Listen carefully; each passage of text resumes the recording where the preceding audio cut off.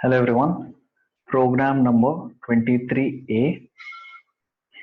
23 has two parts. This is A, program number 23A. So you have to write a Java program to create a swing button based addition application. So far whatever concepts you have learned, you have to apply those concepts here to create a simple addition application. So first step, as you know, we need to import the javax.swing package to make use of the swing components. Next, we have to also import java.awt.event package because we need the listener interfaces here. Now, as it is an application, we will require some events to take place. So for that, we are implementing the action listener class.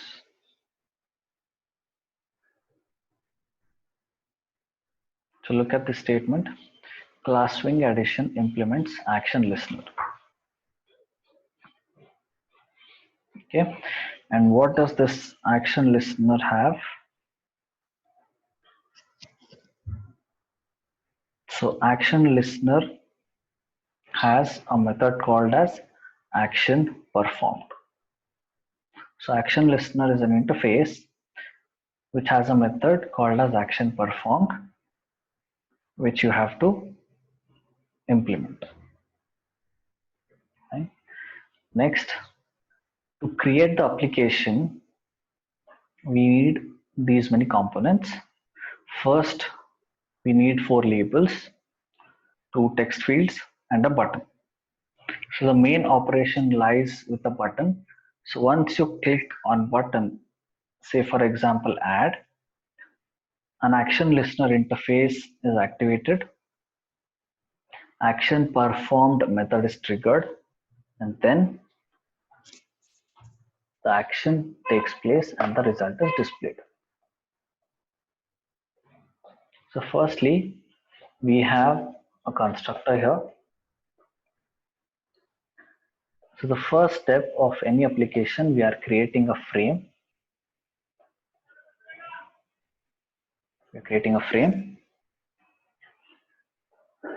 We have set the label to adding to numbers. Then we are setting visibility to true so that the frame is visible. We are also setting the size of the frame to 300 by 300. This is the width, this is the height. Then when you click on the X mark on the window, the window should close properly, not abruptly. So for that we have a method called as set default close operation in swings, for which we have to pass this constant as an argument, that is jframe.exitOnClose. You can also pass 3, which is the constant, that will also work, or you can pass jframe.exitOnClose. In the last step, we are setting the layout to null because there is no such specific requirement here. So we are setting the layout to null. So these are the basic common steps for creating a frame for your application. Next, let us create the labels. So we are trying to display addition of 2 numbers label here. Next step, we are adding that label to our frame using add method. So jf.add L1 will add the label to the frame. Next, one more label L2 we're trying to add to our component. Then to take the number as input, we are creating one text field T1. So T1 is equal to new text field. Add the text field to the frame. Then we have a label called L3 for the second number. To take the second number for input, we're creating one more text field, T2. So far in our label, we are displaying two labels and two text fields. We have added so many components to our frame. What is the next step? The most important step, the button. The button. So we have created a button which is named as P1 with the string add. So the string add will be displayed on the button. You'll understand once we run the program. Next, one label to display the result.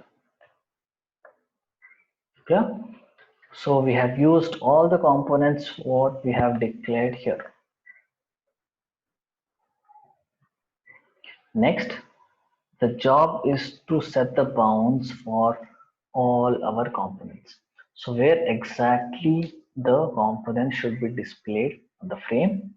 So you are passing the XY coordinates and the width and height of each component. Next, the most important part, we have to add an event for this button. So when I click the button, some event should take place. So for that, we have this b1.add_action_listener. We are passing this keyword as an argument because we want to create an instance of this particular class. As it is an interface, we can't instantiate an object. That is the reason we are passing this as an argument here. Next, as we know, action listener interface has one method called as action performed. So which we have to implement when the button is clicked. Because we have attached this add action listener to the button. So once we click the button, immediately the execution goes to this method called action performed. So whatever operation you want to perform when the button is clicked has to be mentioned here in the action performed method.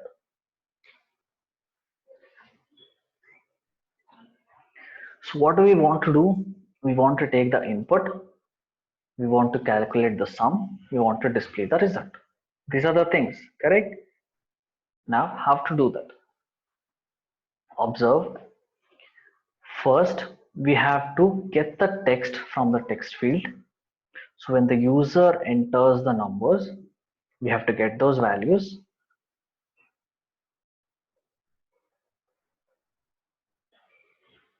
We have to get those values, store in the variable xy, then convert the string to integer using integer.parseInt method. See, the input by default is in string.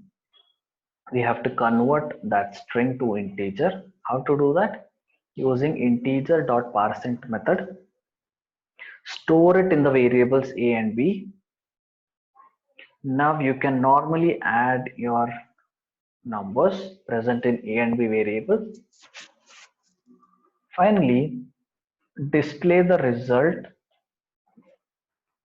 where the label is placed, that is on the L4. How to do that? Use the method setText. L4.setText result is sum. In this way, you are performing all the operations when the button is clicked. So with one simple click of a button, so many events happen. In the main, just call the constructor. So let's run the program and then try to compare the code with the output. Observe.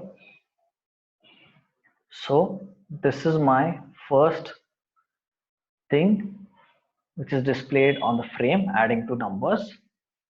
Then the label is being displayed here, addition of two numbers. Then the first label, first number is displayed here. Second label, this is the first text field, this is the second text field.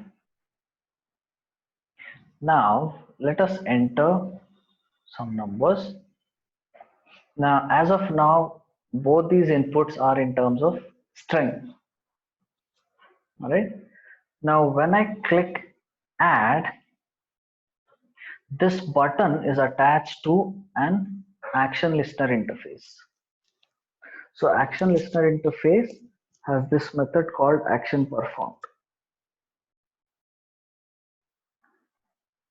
So when I click this, immediately the call goes to this particular method.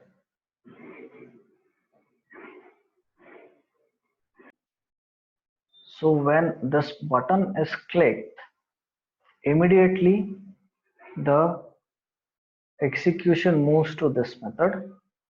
The text is converted to integer, the numbers are added, and the result is displayed here. Look at this, result is 9.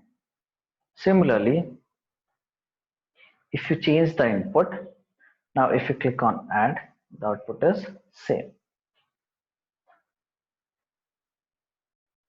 Right? So it is very simple. Create the components, then attach the add action listener interface to the button. So when this button is clicked, you have to generate an event. It is as simple as that.